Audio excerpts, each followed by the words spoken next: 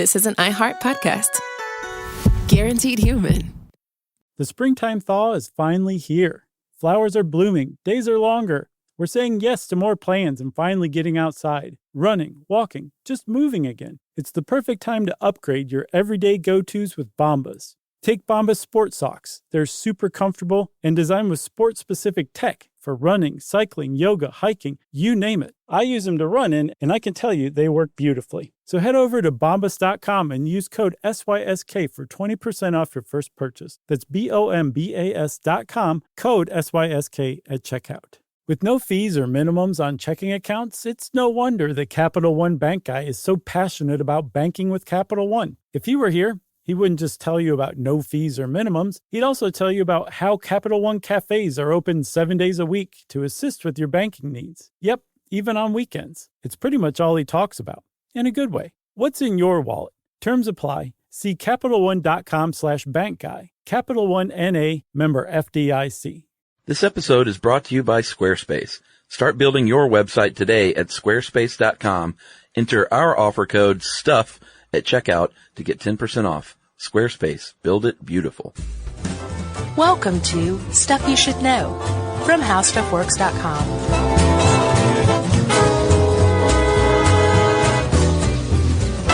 Hey, and welcome to the podcast. I'm Josh Clark. There's Charles W. Chuck Bryant.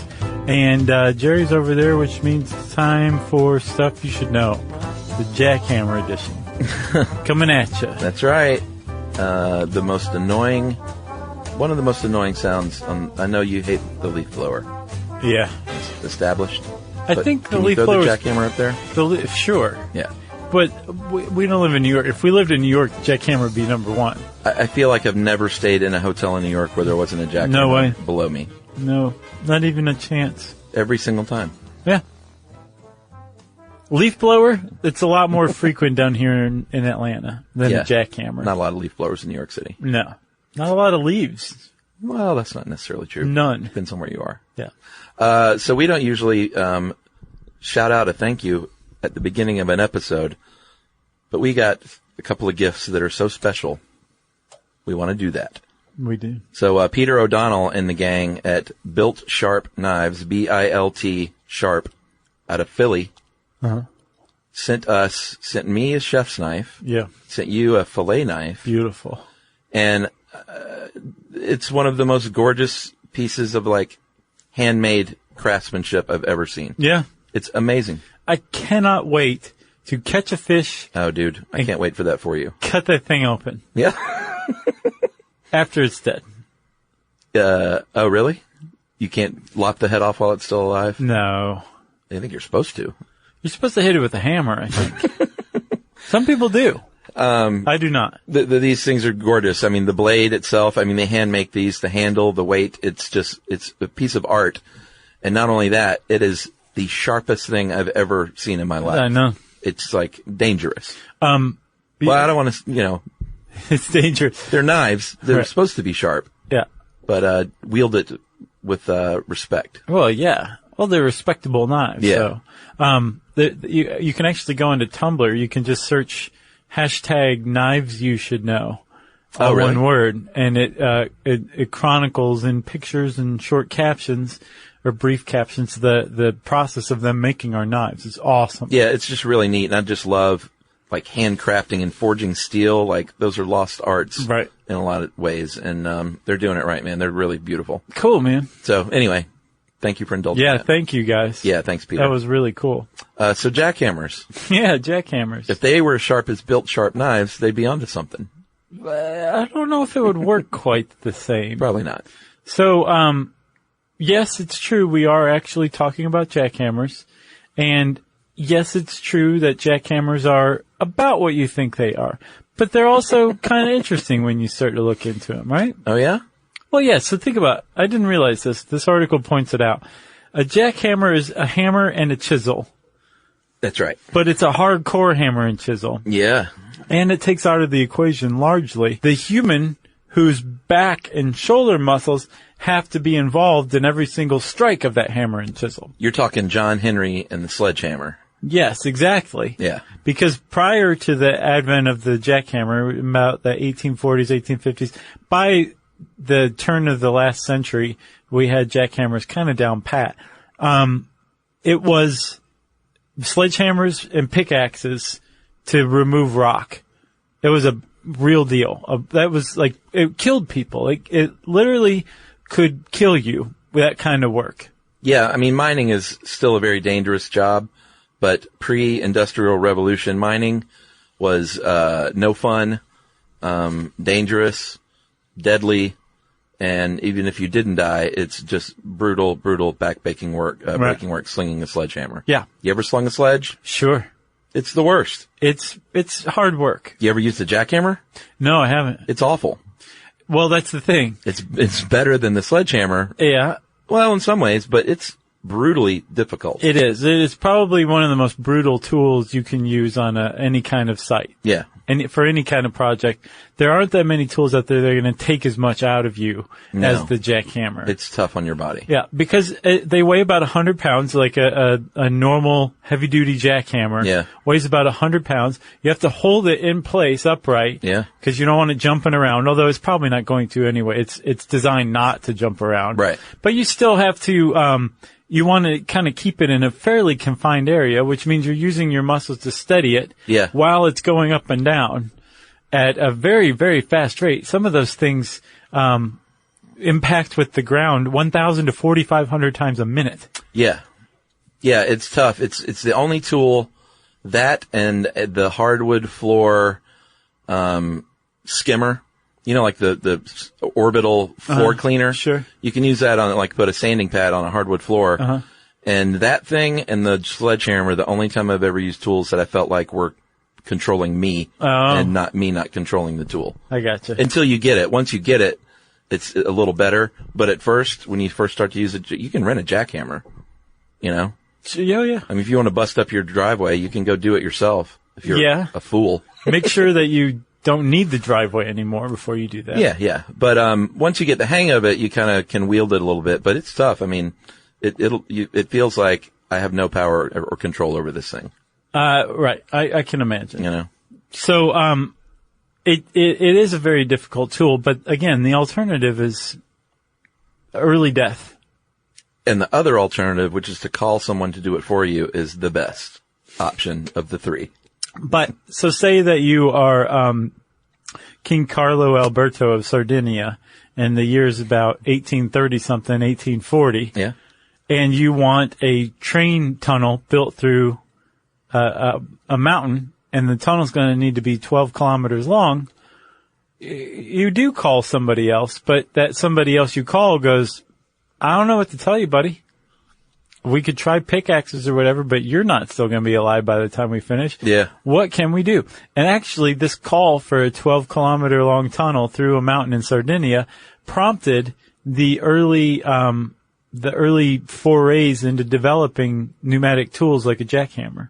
Yeah, in 1848, a guy named Jonathan Couch built a what he called a percussion drill, and this had a bit that it went through the piston of a steam engine. So it was piston driven. Right. Then contemporary Joseph Fowle actually attached it to the piston, and then he started in 1851 using air, which is pneumatic, to power it. Yeah. But these were still attached to a piston. And it wasn't until 1895 with Charles Brady King when he actually is given credit for inventing the traditional looking handheld modern jackhammer, modern pneumatic powered jackhammer. Right. And he gets a lot of credit for stuff that was already built. Like a lot of people say he was actually the inventor of the automobile. No, he wasn't. Oh, well, he was the inventor of the gasoline powered automobile. No, he wasn't. He was the first guy in Detroit to build and drive one around. Yeah. And he did end up inspiring and mentoring Ransom Olds and Henry Ford and some other early car manufacturers. Yeah. And is almost single-handedly responsible for making Detroit Motor City. Yeah. This guy. But he also... Paul Stanley. Right. And what's wrong with Ace Frehley? I like that guy's stuff. What do you mean? Didn't he get kicked out of KISS? Oh, I think he was sort of not invited back. Yeah. I think it's a money move. They don't have to pay the nameless other guitar player nearly as much. Still, he was a founder of the band, right? Yeah. How do you get kicked out like that for money. I think Paul Stanley and Gene Simmons probably own KISS Incorporated. I know. Anyway, Kiss. Charles Brady King, he put Detroit on the map as far as auto manufacturing goes, and he did do a lot of refining of pneumatic tools, including the jackhammer, and he did hold the patent for it. Yeah, and he invented a lot of stuff. He was a sharp guy. And the pneumatic, the fact that it's pneumatic, which means air-powered, compressed air-powered, is the reason why most jackhammers today are still compressed air-powered. It's because of the mining application of it. Yeah. Like, when you mine, you're releasing a lot of potentially explosive gases. Yeah. And you can't have something like a steam engine that's combustion powered down there. Yeah, or you can't have an engine in there releasing exhaust. And you can't have a jackhammer that will spark a rock. Well, that might happen no matter what, right? Well, no, that's what I'm saying. You can't have that among volatile gases. Right. So air driven is the perfect key, because it doesn't matter if that hose is 1,000 feet long. Yeah. You're not going to lose power because it's going to be compressed. Yeah, it's going to be compressed air up against compressed air. Yeah. And up on the surface, you've got a diesel engine that's powering a piston, just like in your car. Yep. And the piston moves up and down the cylinder, and as it moves down, it compresses the air in the cylinder and pushes it down into a storage tank where it sits as compressed air, and that's released out the other end through the hose, and it ends up into the jackhammer. And yeah, no matter how far away it is, it's still going to be just as powerful, and that compressed air isn't flammable. So you can be a happy miner all the live long day. Well, buddy, you're getting excited, so that means we need to take a break and put this pill under your tongue, and we'll come back right after this.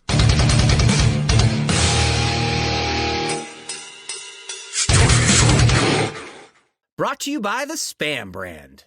Some foods or TV shows just instantly take you back to your childhood. Spam Classic is one of those foods. It's so 90s, but also so iconic that the sight of it sizzling just makes your mouth water.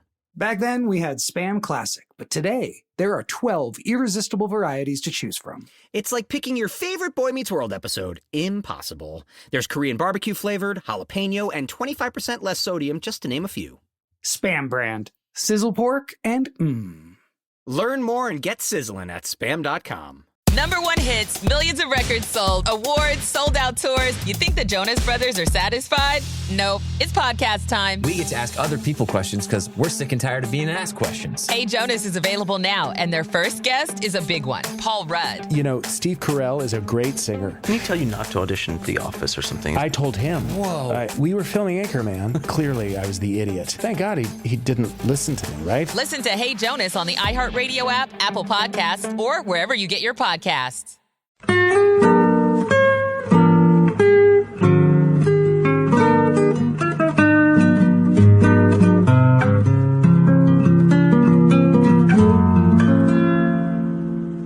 you feeling now? Relaxed. Good. I love the title of this next section, Air-Powered Destruction. Yeah. You can get an electric jackhammer if you've ever gone to a hardware store. They have these kind of smaller handheld jackhammers that you can take up like your bathroom floor tile pretty well with it. Right. Plug it into the wall. Has a little chisel bit on the end of it. But that's small beans. You can't do a driveway. No way. Or concrete or asphalt with something like that. Or a 12-kilometer tunnel through a mountain in Sardinia. No, you need the big T-shaped jackhammer. And here's one of the things that didn't really occur to me. One of the reasons it works so well is because it's so heavy. Right. It's not like they say, well, let's make this thing weigh 15 pounds or 20 pounds to make it easier to run. Which they probably could. You maybe could do that. But it would jump all over the place. Yeah, you want that thing super, super heavy because that's part of the power and force behind it. That's right. So these things are pneumatic, right? And just like on the compressed air compressor up on the surface when you're down in the mine, they actually have a jackhammer has a piston in it, a piston and a cylinder in it, right? Okay. And it's actually a really kind of simple when you cut the thing open and draw a cross section of it. Which we did. Yeah. On our hands. Yeah. For crib sheets. You can see that really the whole mechanism comes down to a trigger valve. right? That's right. So what you have here is you got the pressure chamber. The compressed air enters that chamber. Yeah. Activates the trigger valve, and it just, because of the compressed air, opens and shuts really fast. Right. And so the trigger valve moves the air either above the piston, or when it closes, the air goes down below the piston. Which means chisel goes up, chisel goes down. Right, because the piston is striking the top of that chisel bit, driving it downward when the compressed air comes in and pushes the piston down. And then when the valve closes and the air goes underneath the piston, there's also a spring in there that brings the drill bit back up. Because it wouldn't work very well if you that knocked it down, then you had to go down and reset it. And apparently the earliest jackhammer had that very design. That feature? That was it. Like, it'd go bam, and then you'd have to like reset it, bam, and then reset it, and they were like, this isn't gonna work. Yeah, that's sort of like the pneumatic, cattle punch that what's his face used in No Country for Old Men. Yeah. One way. It's exactly like that. Not very good if you're trying to bust up concrete. No. But good if you want to put a rod Stun through. a cow. That's right. It doesn't stun them. It does. The eternal stun. I think it stuns a cow, and then they kill him after. Oh, I thought they put it into the brain to kill the cow. No? I don't think it actually, I think it can and probably does sometimes, but I think the main purpose of it is to stun the cow so it's not like, it's just dazed and out of it when they kill it. Oh, yay. Hydraulic jackhammers, it's the same, A jackhammer would kill a cow. Hydraulics use, fluid. Same principle. Right. But it doesn't use air. Yeah. And if you've ever seen they have jackhammers that are really large that you can't handle as a person, but it's like attached to a backhoe or something. Right. That's for big jobs, and those are usually, hydraulic and not pneumatic. Right. But probably not every time. I'm sure someone in the construction industry will correct me on that. Well, I went and looked, and if you go on Alibaba, that site has everything.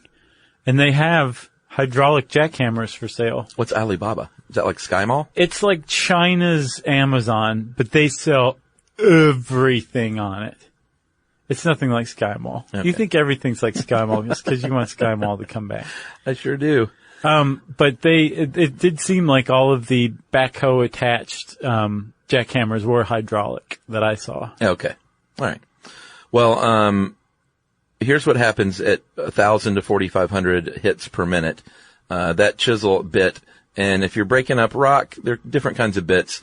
A pointy bit, if you're breaking up like a driveway or something, right, is really good. Or you can use a flat bit for other applications. So yeah, if you're breaking up a driveway and all you want is for the driveway to go bye-bye. Yeah. Yeah, the pointy bit's the one you want because it's not a controlled cut. Right. The like a flathead screwdriver style bit. Yeah. Is the kind that where you can really kind of control where the cracking goes. Right. Or if you want to, like I said, if you're taking up your floor tile and you have the handheld version, right, that's what you want, to just scoot it underneath the tile and chip it up. And there's like, some insane mathematicians have actually like tried to figure out how you can predict how cracks propagate. Oh, really? And, yeah, there's like a, for the most efficient jackhammering? Pretty much. Wow. Like what bit will work best and like where to place it and how to use it.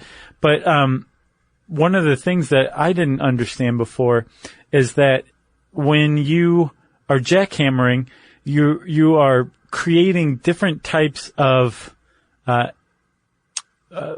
flaws basically in this solid, say, concrete structure, right? Yeah. And when you're doing that, the first flaw you're creating is this, kind of surface powder that the initial chips you're making are actually powderizing and congealing around the drill bit, right? Right. And that powder actually transmits the impact of the jackhammer throughout the rest of the concrete pad in that immediate area. Yeah. And that actually starts to create cracks. So you think, well, it's just the drill bit creating crack. It gets in there enough. Actually, no, it's generating like these different materials from the very concrete itself. And it's using those materials to distribute the force and create cracks that ultimately start to spread and propagate. And as they spread and propagate, they get bigger and bigger, and then a chip comes off. Yeah. And when the chip comes off, the amount of force that's generated in there goes down again, and you have to build it back up by more jackhammering. But eventually, these larger cracks that you're making come together and then big chunks break off. Yeah.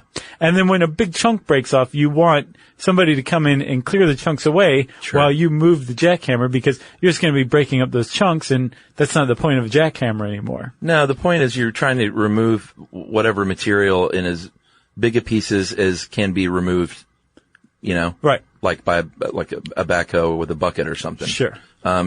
Obviously it can't be too big because you might have to break up into smaller bits. Right, exactly. But you don't want 3 million little tiny rocks at the end of it. Right, you're not breaking it into gravel. No. They have machines that do that. Right. Some of these things actually, when you create a crater, that's good, but you don't want your crater full of junk. So some of them actually have air or water that blasts the stuff clear as you're going, which is pretty neat too. Yeah, which is it's a big that's an issue, because the stuff that dust that accumulates, that forms what's called the crush zone, that powder that distributes the force throughout, is actually can be a health hazard. And there's actually a lot of health hazards with jackhammers, and we'll talk about them right after this.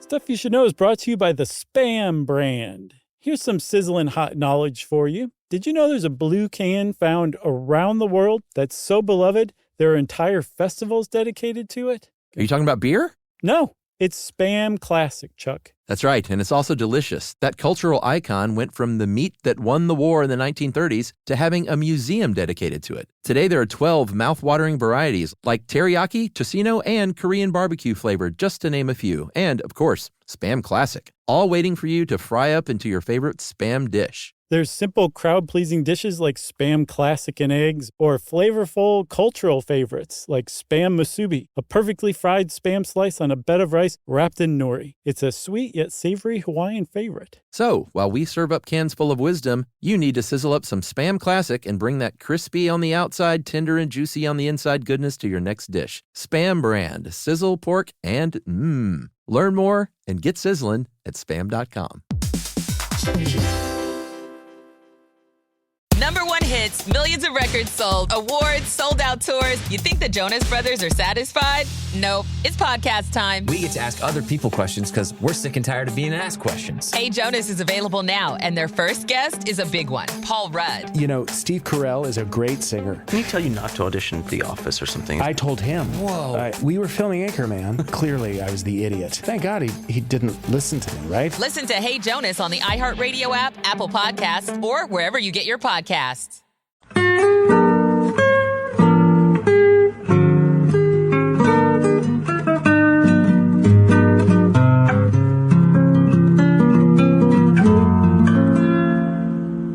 All right, Josh, health hazards of jackhammering. That dust is no joke.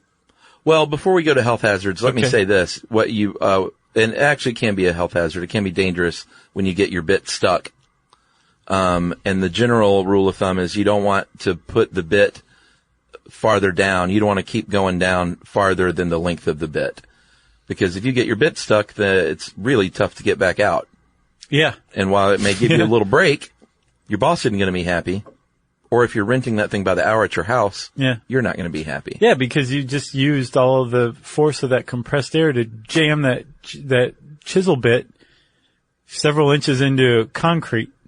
Yes. It's not, you need like King Arthur to get that out. Yeah, so move it around inches at a time so it doesn't go straight down into one spot. And you want a sharp bit as well. Mm-hmm. Obviously, a dull bit is going to get stuck easier and it's not going to break up the material as well. Exactly.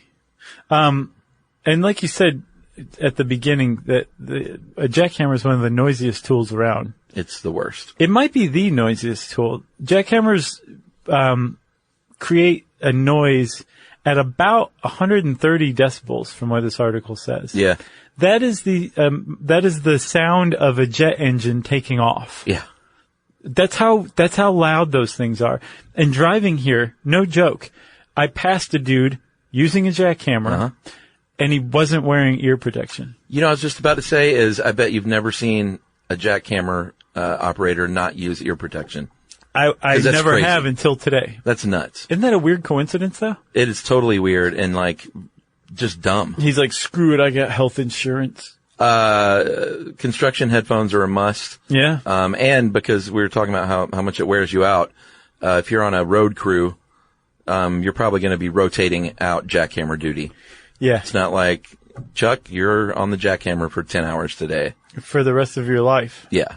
Yeah, and it's a real thing. Like, people who use jackhammers as their profession, they do face a lot of problems. That dust is, I already mentioned that, but no good for concrete has a silica in it that's been proven to cause lung cancer. Yeah. And so a lot of these jackhammers will have like a water sprayer at the end of them that just constantly is introducing water that keeps the dust on the ground in like a puddle. All right, and what's the difference or the deal with this? I know I didn't get a chance to look at it, but you sent a pretty interesting thing on the negative effects of vibration on the human body. Yeah, it's weird. What's the deal there? So vibrations are very odd. They used to belong in the realm of Eastern Europe, behind the Iron Curtain. They did a lot of research in the effects of vibration on the body. Right. And it does everything from cause insomnia to digestive issues to motion sickness. And this is bad vibration. I mean, there's also like good vibration. There's right? also good vibration. Yeah. Just ask there's the vibrations that vibrate at a certain frequency, a certain hertz, and I don't remember what it is, but it's like a low frequency vibration. And there's something called whole body vibration, which apparently GM is dealing with a problem right now. They have like their largest, I guess maybe they're Tahoe or something, but their large SUVs, they had to really strengthen the cage so that if it rolled over, it wouldn't crush the bottom of the truck, wouldn't crush the roof. Yeah. But the thing is so rigid that when it goes at like highway speeds, it vibrates at this frequency that's perfect and is giving the drivers motion sickness. Oh, really? So yeah, there's all this weird stuff that happens from vibrations and exposure to vibrations. Wow. And so that's whole body. There's also hand-arm vibration. And there's something called Raynaud's phenomenon. And it's basically like your hands being exposed to vibrations for that many hours out of a day. And this can happen too if you're working with like a gas powered weed whacker all the time or something. But especially a jackhammer operator is going to run into this. This circulation gets basically cut off from all the exposure to vibration in your fingers, and it can get so bad, especially when it's cold out, that they just turn white. It's called blanching. Wow. They lose sensation if you're lucky. If you're not lucky, there's a tremendous amount of pain in them. You can't grip things. And if you're a jackhammer operator, that's a big problem because you need to be able to grip the jackhammer. Yeah, and I mean, weird psychological issues brought on from like fatigue, and that constant noise, headaches, and the insomnia that can all lead to, you kind of losing it a little bit. Yeah. I never really thought about that. All of it put together is called vibration sickness, and we're only now just starting to like really understand it. Shrapnel is also a danger, of course. And these are, if you're on a construction site, all this stuff. But since you can go out and rent a full-fledged jackhammer because you want to take out your driveway this weekend, right? I think a lot of people go into it lightly, like, oh, I've seen those things on the road. I can do that. Sure. Be careful. Like, don't do it in flip-flops or tennis shoes. Oh, man. Get your big, heavy hobnail boot. Right. As the great Larry Munson said, put those on, get your ear protection, wear eye protection, wear long pants, and, don't be a dummy. Right. It all seems like basic safety issues, but I bet you there's been a dude with short pants and a flip-flops that tried to jackhammer something. Jackhammered right through his foot. It'll happen. Oh, the also important thing, too, if you're doing this at home and you don't like your sidewalk that leads to your house, get the electrical and gas companies out there. And I don't even think they charge for it, or they might, but they'll come out there with a little spray can and they will show you and draw paint on the ground where your gas lines and your power lines are. Yeah, because you do not want to jackhammer into either of those. No. Not fun. Be careful. Don't be a dummy. Well, that's our PSA, huh? Yeah. Jackhammers. The most interesting tool on the planet. Oh, I actually got one more thing, believe it or not. What? In 2000, because these things are so loud, Yeah. The Department of Energy's Brookhaven National Laboratory released a helium jackhammer called the Raptor. The Raptor. And it had, some of these things come with rubber boots to try and soften the noise. Yeah. But I don't think they do a great job. Right. This thing actually lessened the noise to 87 decibels. That's like nothing. Nothing. That's like how loud I'm talking right now. But apparently it never, caught on. Then in 2011, another equipment maker had an electric model that said it's faster than pneumatic and is only 100 decibels. And they have sold a few, but apparently, breaking into the construction industry with a new type of tool is super hard to do. I think in New York especially, they were very resistant. The unions were like, Really? That won't work. We're not using those. That seems like where they should do it. Because I looked it up. Apparently 62% of noise complaints from 2014 to 2015 in New York City were jackhammers. Yeah. That's almost 34,000 complaints in a year. Jackhammering in New York. And supposedly you're not supposed to do it after 6 or before 7 a.m. But they allow it in certain cases. And I feel like that is all the cases. Is Chuck in a hotel nearby? Well, then do it. Start at 5. That's all I got. If you want to know more about jackhammers, you can type that one word into the search bar at howstuffworks.com. And since I said jackhammer, it's time for listener mail. I'm going to call this Cool Program for Kids in Austin, Texas. Oh, yeah. Hope you guys are doing well. I've been listening to the show for some time. I'd like to thank you for giving me the edge on many debates and discussions. I live in Austin, Texas, and I'm writing today to let you know about a program I recently started working for that I think you'll appreciate. It's called Totally Cool, Totally Art, TCTA. It is a free after-school program designed to reach out to youth, and give them some exposure to the arts. The class I teach is called The Art of Machines, and we build various contraptions. We have sent you an example project, which we call Bugs, that the students build in our class. Did we get this? We haven't gotten it yet, I don't think. All right, I don't think I've seen this, Brian. So you sent it a while ago. Oh, we did? If you did, I don't know if we got it. No, we haven't gotten it yet. All right. So if it's recent, Brian, then it's on the way. If not, then send it again. That was one of a kind. See what you think about it. That was the prototype. I hope not. He said my dogs go crazy for these things. This is the actual 20th anniversary of the program. We're trying to let people know about it so it can be around for another 20 years. We also have other classes, painting, film, fiber arts, and photography. Anyway, I was just hoping maybe you'd give a quick shout out for Totally Cool, Totally Art in Austin. It's so totally cool. And you can just look that up on Google or go to austintexas.gov/TCTA. That's nice. That's a secure site. Yeah. That's from Brian Freitag, and good work, buddy. And we're going to be in Austin for South by Southwest this year. Yeah, do you know if we're going to be selling tickets or if there's a registry or what? I don't know. We'll find out and let everyone know. But I believe it's going. Our deal live podcast is going down Sunday night. Yeah. And but we're going to be around. Cool. Town. Cool. So look out for us. Sunday night. Okay. Indeed. If you want to get in touch with us, you can tweet to us at SYSK Podcast. You can join us on Facebook.com/StuffYouShouldKnow. You can send us an email to StuffPodcast@HowStuffWorks.com. And as always, join us at our home on the web, StuffYouShouldKnow.com.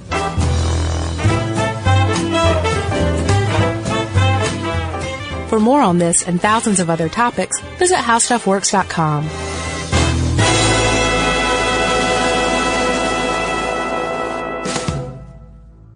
Brought to you by the Spam brand. Some foods or TV shows just instantly take you back to your childhood. Spam Classic is one of those foods. It's so 90s, but also so iconic that the sight of it sizzling just makes your mouth water. Back then, we had Spam Classic, but today, there are 12 irresistible varieties to choose from. It's like picking your favorite Boy Meets World episode. Impossible. There's Korean barbecue flavored, jalapeno, and 25% less sodium, just to name a few. Spam brand. Sizzle pork and Learn more and get sizzling at Spam.com. #1 hits, millions of records sold, awards, sold-out tours. You think the Jonas Brothers are satisfied? Nope. It's podcast time. We get to ask other people questions because we're sick and tired of being asked questions. Hey Jonas is available now, and their first guest is a big one, Paul Rudd. You know, Steve Carell is a great singer. Can he tell you not to audition for The Office or something? I told him. Whoa. We were filming Anchorman. Clearly, I was the idiot. Thank God he didn't listen to me, right? Listen to Hey Jonas on the iHeartRadio app, Apple Podcasts, or wherever you get your podcasts. This is an iHeart podcast. Guaranteed human.